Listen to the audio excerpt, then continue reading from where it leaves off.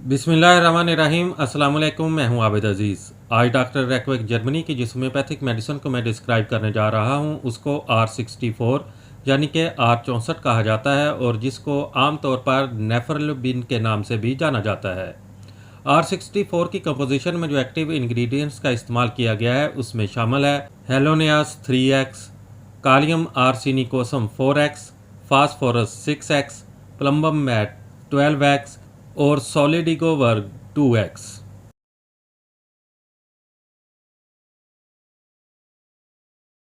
R64 को गुर्दों की दवा के इलाज के तौर पर इस्तेमाल किया जाता है। जब गुर्दों में वर्म हो या बाज़ और ख़राबियाँ हों तो पेशाब के साथ अंडे की सफ़ेदी जैसी एक चीज़ खारिज होती है। इसके अलावा गुर्दों की दूसरी बीमारियाँ यानी कि गुर्दे की कमज़ोरी, वर्म या गुर्दों के अंदर खून की बारीक रगों के सख्त और तंग हो जाने की सूरत में मुफीद है।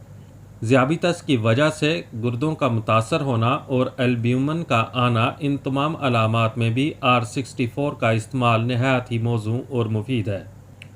R64 की खुराक का इस्तेमाल कुछ इस तरह से है कि मरीज़ को दिन में 3 बार 5 से 10 कतरे 2 घूंट पानी में हल करके इस्तेमाल करवाए जा सकते हैं। R64 आपको बाज़ार से 22 ml की पैकिंग में बआसानी दस्तयाब हो सकती है। उम्मीद करता हूँ कि यह वीडियो आपको अच्छी लगी होगी।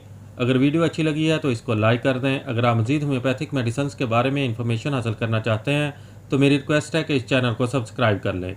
नेक्स्ट वीडियो तक मुझे दें इजाज़त। अल्लाह हाफिज़।